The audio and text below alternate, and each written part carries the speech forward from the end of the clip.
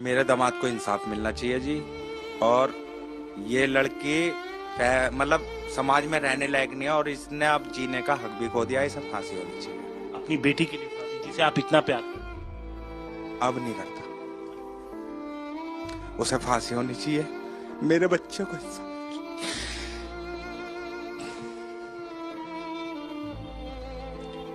Justice मिलना चाहिए। वो बहुत अच्छा था, ब्लाइंड लव करता था एक बच्चे की, मतलब उसके प्यार की कदर नहीं करी उसने। अपने मम्मी पापा तक को उसके लिए छोड़ दिया। एक प्रेम कहानी का दुखद अंत। मेरठ में एक प्रेम कहानी का दुखद अंत हुआ जिसने सबको झकझोर कर रख दिया। सौरभ राजपूत और मुस्कान रस्तोगी ने 2016 में अपने परिवारों के खिलाफ जाकर शादी की थी। सौरभ ने मुस्कान से बहुत प्यार किया, लेकिन उनकी शादी में दरार तब आई जब 2019 में मुस्कान की मुलाकात साहिल शुक्ला से हुई। साहिल और मुस्कान के बीच अवैध संबंध बन गए और उन्होंने सौरभ को रास्ते से हटाने की योजना बनाई। 25 फरवरी को मुस्कान के जन्मदिन पर सौरभ अपनी पत्नी को सरप्राइज देने के लिए लंदन से भारत लौटा। 4 मार्च की रात को मुस्कान ने सौरभ के खाने में नशे की दवा मिला दी और बेहोश होने के बाद साहिल के साथ मिलकर उसकी हत्या कर दी। उन्होंने सौरभ के शरीर के टुकड़े किए और उन्हें एक ड्रम में भरकर सीमेंट से ढक दिया। इसके बाद दोनों शिमला घूमने चले गए और वहां शादी भी कर ली, लेकिन उनकी खुशी ज्यादा दिन तक नहीं टिकी। मुस्कान के माता पिता को शक हुआ और उन्होंने अपनी बेटी से पूछताछ की। मुस्कान ने पहले उन्हें गुमराह करने की कोशिश की, लेकिन बाद में सच बता दिया। उन्होंने पुलिस को सूचित किया और मुस्कान और साहिल को गिरफ्तार कर लिया गया। इस घटना ने समाज में आक्रोश पैदा कर दिया। मेरठ कोर्ट में वकीलों ने मुस्कान और साहिल की पिटाई की। दोस्तों, मेरठ के इंदिरा नगर में मास्टर कॉलोनी में सौरव कुमार रस्तोगी की हत्या कर दी गई, और वो भी इतने भयानक और निर्मम तरीके से कि रूह कांप जाएगी आपकी सुनकर। और क्यों करी गई, कैसे करी गई, चलिए जानते हैं इस बारे में। दरअसल कुछ वक्त पहले सौरव कुमार रस्तोगी और मुस्कान, ये दोनों मिले। इन दोनों को एक दूसरे से प्यार हो गया, मोहब्बत हो गई, जीने मरने की कस्में खाई गईं, साथ निभाने के वादे किए गए और फिर उन वादों को पूरा करने के लिए शादी की गई। शादी के बाद सौरव कुमार रस्तोगी, जो कि नेवी में हैं, नेवी में सर्विस करते हैं और उन्हें विदेशों में जाना पड़ता है, और वो अपने परिवार की खुशी के लिए, अपनी उस प्रेमिका पत्नी के लिए और एक अपनी छोटी सी बेटी पीहू के लिए देश से विदेश वो जाते हैं, सिर्फ अपनी फैमिली के लिए। और ये भरोसा लेकर जाते हैं कि एक दिन जब मैं लौट कर आऊँगा तो मेरा ये परिवार मेरा स्वागत करेगा। इसी बीच उनकी पोस्टिंग हो जाती है लंदन में।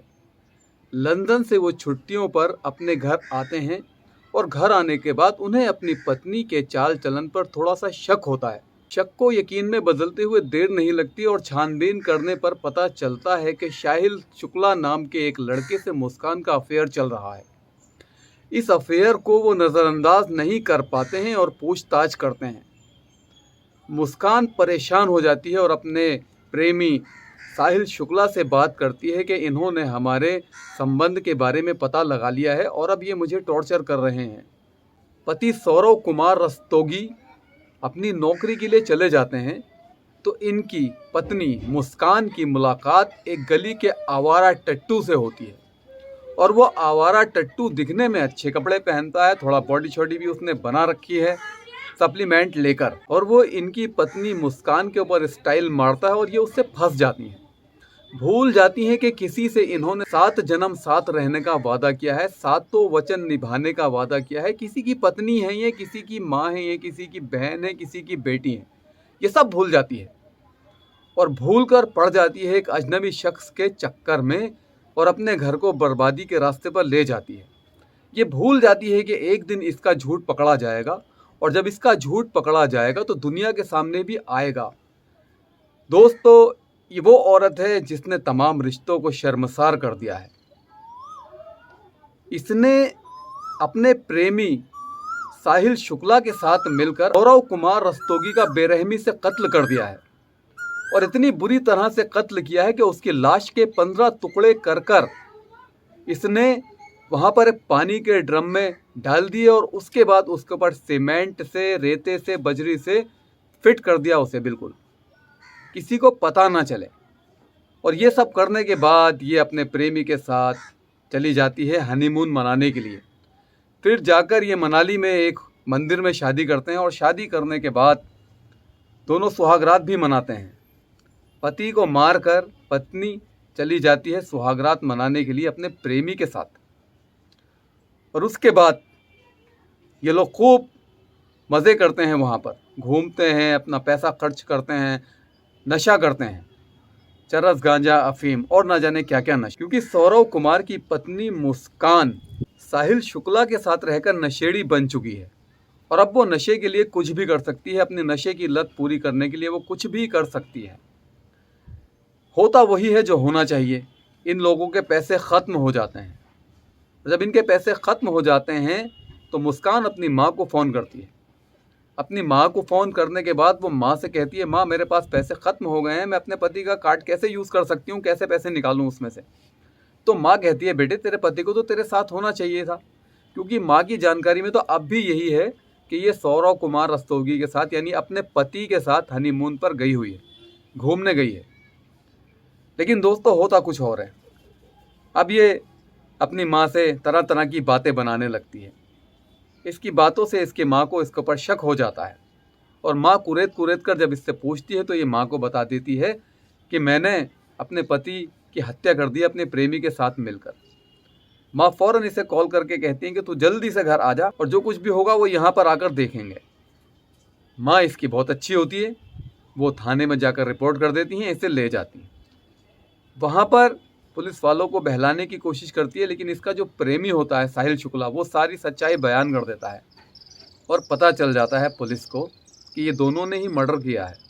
उसके बाद पुलिस वहाँ जाती है, उस ड्रम को तलाश किया जाता है, देखा जाता है, तो ड्रम को तोड़ने की कोशिश की जाती है, लेकिन उसके अंदर से लाश नहीं निकाल पाते हैं। पोस्टमार्टम के लिए लेकर जाते हैं वहाँ पर, और वहाँ से काट पीट करके बड़ी मुश्किल से लाश के टुकड़ों को निकाला जाता है। तो मेरे दोस्तों, एक ऐसा इंसान जो अपने परिवार के लिए, पैसा कमाने के लिए अपने घर बार को छोड़कर ड्यूटी दे रहा है, ऐसे इंसान को घर पे उसकी पत्नी धोखा दे रही है।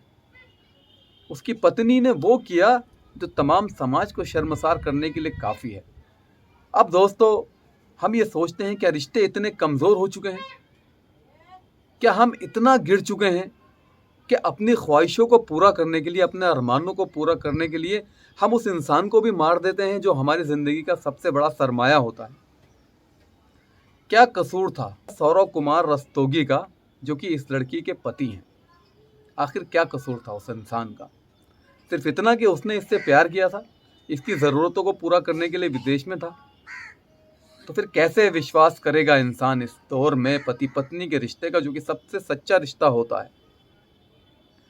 बहरहाल दोस्तों, अब वक्त वो नहीं रहा कि आंखें बंद करके किसी के ऊपर विश्वास किया जाए। सभी दर्शकों से मेरा कहना है कि अपनी आंखें खुली रहें, अपनी फैमिली के ऊपर ध्यान रखें, और देखें कि आपकी फैमिली कहाँ जा रही है, क्या कर रही है, कहीं वो आपसे मिली हुई आज़ादी का नाजायज़ फ़ायदा तो नहीं उठा रही है। और अगर ऐसा है तो वक्त रहते कदमों को रोक लीजिए दोस्तों। जो कांड, जो घटना आज मेरठ में घटी है, वो कहीं पर भी घट सकती है। मेरठ में नेवी में काम करने वाले शख्स की पत्नी अगर धोखा दे सकती है तो किसी की पत्नी भी धोखा दे सकती है। मैं समझता हूँ कम से कम 1 लाख रुपए महीने की तनख्वाह तो सौरव कुमार रस्तोगी की रही होगी।